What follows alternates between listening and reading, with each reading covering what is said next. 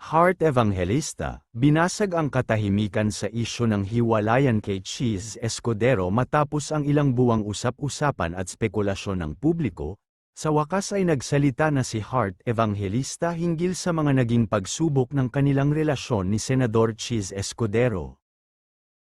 Sa isang matapat at emosyonal na pagbubunyag, inamin ni Heart na dumaan sila sa isang yugto ng matinding pagsubok sa kanilang pagsasama, isang panahong muntik nang mauwi sa hiwalayan. Akala ko tapos na, sa isang episode ng kanyang YouTube series na Heart World, inilahad ni Heart na may mga panahon na halos sumuko na siya sa kanilang relasyon.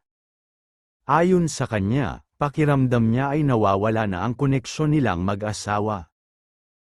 Inamin niyang siya mismo ang nagsabing kailangan niyang lumayo, hindi dahil sa ayaw niya kay Cheese, kundi dahil gusto niyang hanapin muli ang sarili niya. Akala ko tapos na, sa isang episode ng kanyang YouTube series na Heart World, inilahad ni Heart na may mga panahon na halos sumuko na siya sa kanilang relasyon.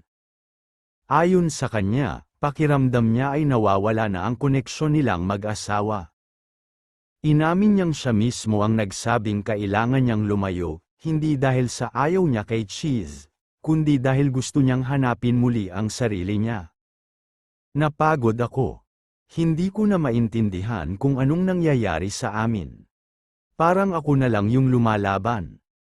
And I told him, we need to go. Isang mahalagang bahagi ng kanyang pagbabahagi ay ang pagkakaiba nila ng love language. Ayon kay Heart, si Cheese ay mas tahimik at ipinapakita ang pagmamahal sa pamamagitan ng serbisyo, pagtulong, pagsuporta, at pagbibigay.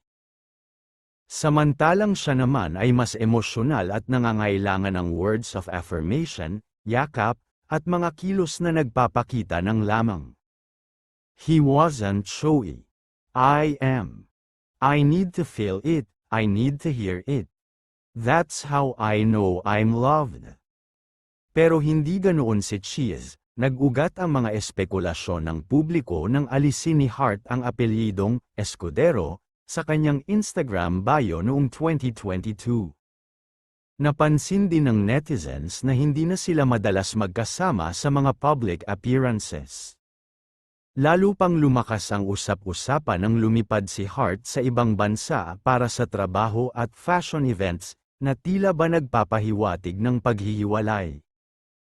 Gayunpaman, iginiit niya na hindi ito simpleng hiwalayan, kundi isang pagkakataon para magnilay at mas kilalanin pa ang kanilang relasyon.